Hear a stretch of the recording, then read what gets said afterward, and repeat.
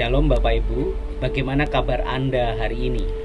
Semoga kita semua masih dalam keadaan yang baik sampai saat ini. Bapak Ibu, apa yang membedakan kehidupan umat Kristen dengan kehidupan orang-orang di luar Kristen? Mungkin pertanyaan ini sempat terlintas di dalam pikiran kita masing-masing. Mungkin juga pertanyaan ini yang sampai sekarang menggema di dalam diri kita sampai dengan saat ini. Lantas biasanya kita akan tergoda menjawab pertanyaan itu dengan bermacam-macam aturan agama Kristen. Oh, yang membedakan orang Kristen dengan yang bukan Kristen itu adalah semua makanan itu boleh dimakan. Semua makanan itu halal.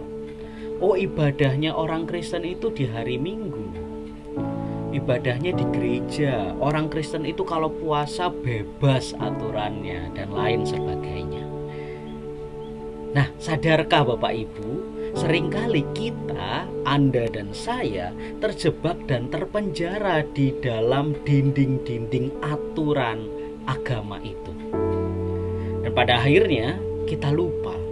Kita luput bahkan tidak mengerti makna diri kita yang sesungguhnya sebagai seorang Kristen. Maka apa yang membedakan kita orang Kristen dengan orang-orang lain di luar Kristen sana? Kata Kristen Bapak Ibu berasal dari bahasa Latin Christianos, artinya pengikut Kristus. Dan itulah yang juga kemudian dapat menjelaskan perbedaan kita umat Kristen dengan orang lain di luar Kristen. Pembeda utama antara kita dengan mereka yang bukan Kristen adalah kita itu pengikut Kristus, Kristianos, pengikut Kristus.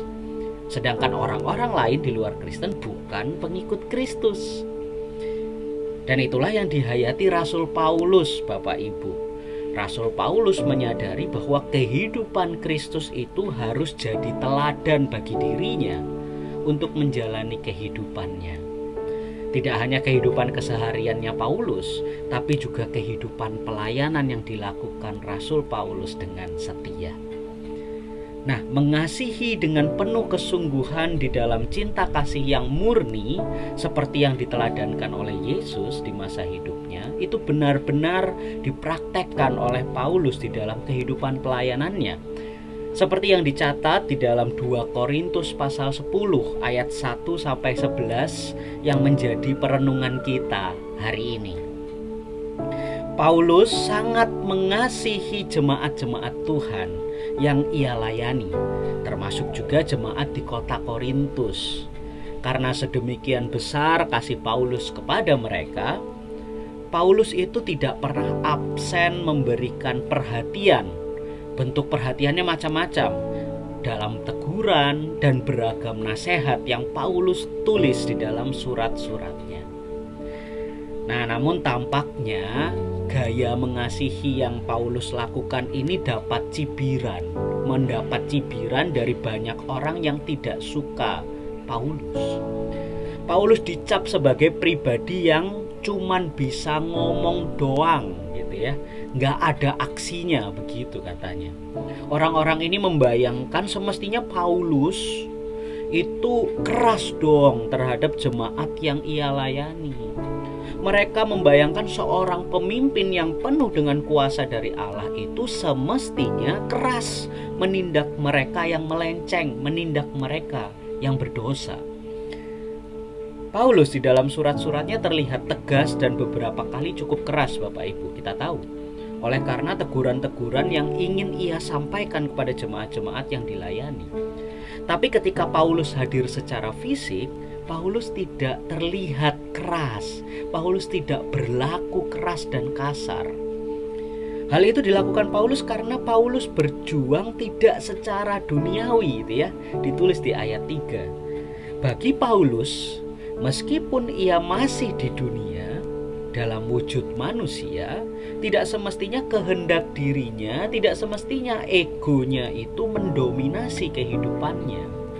Justru bagi Paulus, sebagai pengikut Kristus, kehidupan Kristen haruslah hidup dengan penuh perjuangan untuk berupaya menggunakan senjata yang diperlengkapi dengan kuasa Allah, seperti yang Paulus catat di ayat 4.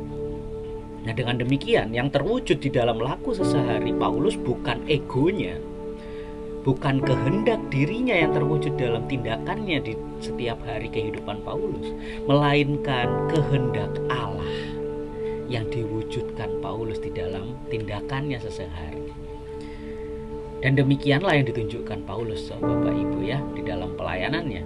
Sebagai seorang pengikut Kristus, Paulus berupaya senantiasa mempraktekkan tingkah laku Kristus dan bukan tingkah laku yang didasarkan pada kehendaknya sendiri, pada egonya sendiri. Ketika Paulus menemui jemaat yang sulit, jemaat yang keras kepala, Paulus menegur mereka dengan penuh kasih. Paulus lantas tidak menghakimi mereka dengan penuh kebencian, memarah-marahi mereka. Oh tidak. Bukankah itu juga Bapak Ibu yang diteladankan Kristus? Misalnya ketika Kristus bertemu dengan para pendosa, apakah Kristus menegur mereka dengan penuh kebencian? Ketika Kristus bertemu dengan mereka yang dicap tidak pantas, apakah ia memberikan hukuman kepada mereka dengan penuh kebencian? Kristus tidak melakukannya, Bapak Ibu.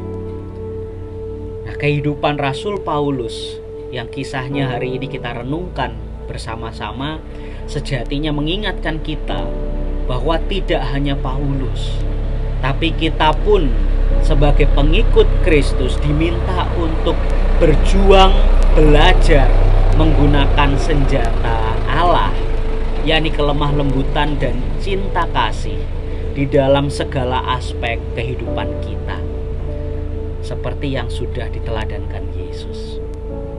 Seorang Kristen adalah pengikut Kristus. Seorang pengikut Kristus sudah seharusnya meneladani Kristus dan menjadi Kristus kecil yang senantiasa berkehidupan dengan penuh kelemah lembutan dan cinta kasih dimanapun kita berada di dunia ini. Lantas maukah kita mengupayakannya, Bapak Ibu? Kiranya Tuhan memampukan kita. Amin.